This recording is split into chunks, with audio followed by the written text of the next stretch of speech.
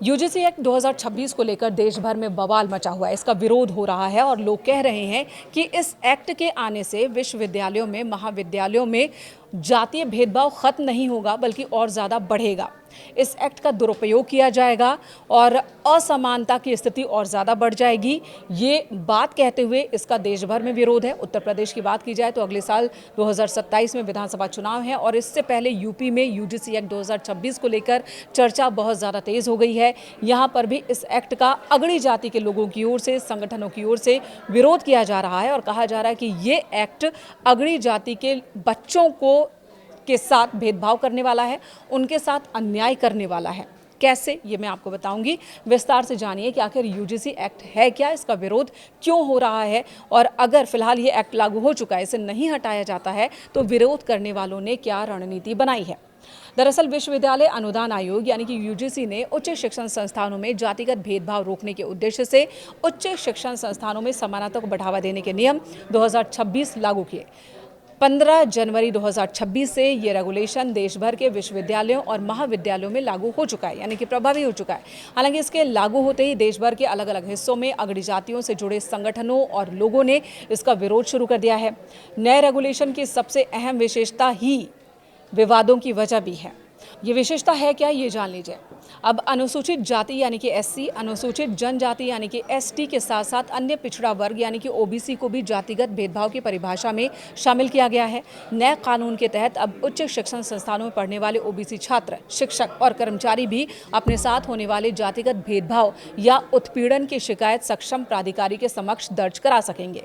अब तक जातिगत भेदभाव से जुड़ी शिकायतों और प्रकोष्ठ मुख्य रूप से एससी एसटी समुदाय तक ही सीमित थे, यानी कि इनके लिए भी प्रकोष्ठ हुआ करते थे।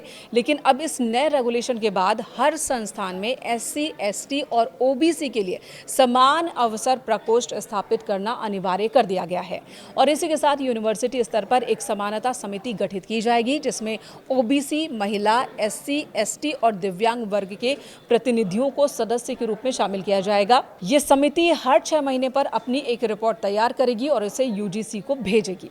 यूजीसी के रेगुलेशन के लागू होने के बाद सामाजिक न्याय की पक्षधर शक्तियों के बीच अगड़ी जातियों के असंतोष को लेकर बात उठ रही है और कहा यह जा रहा है कि यहाँ पर एससी एसटी की बात अभी तक हो रही थी, ठीक है, लेकिन ओबीसी को शामिल कर लेने से, महिलाओं को शामिल कर लेने से और साथ ही जो दिव्यांग हैं उन्हें शामिल कर लेने से बचता जो वर्ग है वो सिर्फ है अगड़ी जाति के लड़के और उनके साथ अन्याय हो सकता है। इस नियम का गलत इस्तेमाल इन सभी लोगों की तरफ से हो सकता है। खुद को पीड़ित दिखाने के लिए बेकसूर अगड़ी जाति के छात्रों को, युवकों को टारगेट किया जा सकता है और इसी तर्क पर ये संगठन इसका विरोध कर रहे हैं। इनका कहना है कि अगड़ी जातियों के छात्रों को और शिक्षकों को झूठे मामलों में फंसाया जा सकता है।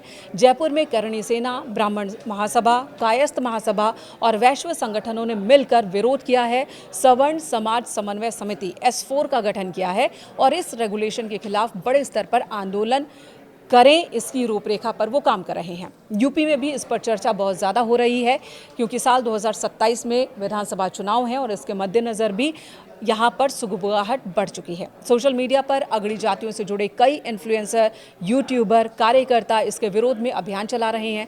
स्वामी आनंद स्वरूप की ओर से साझा किए गए एक वीडियो में सवर्ण समाज से एकजुट होने की अपील की गई और तीखे शब्दों का इस्तेमाल किया गया इस नए नियम के विरोध में। वहीं गाजियाबाद में डासना पीठ के पीठाधीश्वर नरसिंहानंद गिरी ने भी इसके विरोध में प्रदर्शन किया। वो जंतर मंतर की ओर कूच कर रहे थे और इस नए नियम को हटाने की मांग की है। कई और फोरम से भी इसके विरोध में आवाज़ें उठने लगी हैं।